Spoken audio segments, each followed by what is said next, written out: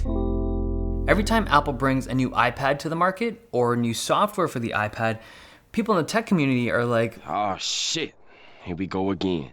maybe this time the iPad will be good. Maybe this time is the time that the iPad is what we've always wanted it to be, what we've hoped it would be right from the beginning.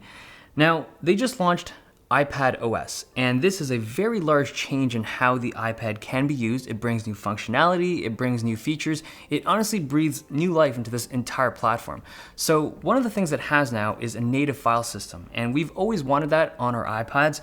But interestingly, they also have a new download manager for files you download in your browser. So if you're in Safari and you download a file, like this is on Battle.net, you can download the Battle.net user interface, and you can't actually use it on the iPad, but the fact that you can download it and it'll show up in this file system is something that I never would have expected. You also get full-blown Safari, so instead of like a mobile version of websites that you visit, you get an actual desktop version experience, which is something that I've personally really wanted. I think a lot of people want that as well. It's something that really differentiated between laptops and tablets. You also get mouse support, so you can connect either a Bluetooth or wired USB mouse to the system now. It's not official support, like it's used right now for accessibility services, but the fact that they have this feature clearly shows that if they wanted to, they could implement something more robust down the line. You also get support for USB drives, and this is something that we've been wanting forever. I mean, a lot of photographers and videographers just want the ability to store stuff on external drives, and it's not just them, like anybody with files wants access to USB drives, and we finally get that. And this also works for Lightning, so it's not just the USB-C, version of the iPad Pro, like the older ones with Lightning connectors. As long as you have an adapter, you can connect USB drives to the system. And you also get a whole bunch of gestures to navigate a little bit better in the operating system, and those gestures allow you to edit documents and stuff like that. So clearly these improvements aren't just small little tweaks, right? These feel like they addressed some of the major issues that the iPad had since its inception. But despite all these extra features and functionality, after using this for a few days, it really felt like something was still missing. And it made me wonder, what could they have done to this to make it a more laptop-like experience? And the first thing that comes to mind, I think a lot of people might go to the same direction, is apps. Not like regular apps, they have a ton of apps in the App Store.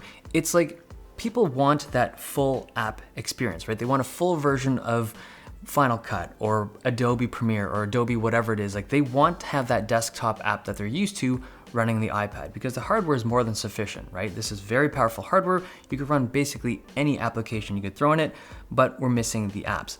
So if you think about software developers, they use this thing called Xcode. It's a development tool that runs on Mac OS, so it runs on their laptops and their desktops, but it does not exist as an app for their iPads. And now that we're this close, like we have amazing hardware and USB connectivity and mouse connectivity and keyboard connectivity, we're so close, like all the pieces to making this thing a great laptop replacement are there, but now we're starting to see the actual limitations of this form factor. Like even if you had Xcode running on this thing, or Final Cut or Premiere or whatever professional application that you're used to on a desktop, if you put it on the iPad, you have limitations like screen size. Developing apps, editing videos, or even working on stuff in Microsoft Excel is not that great on a small screen.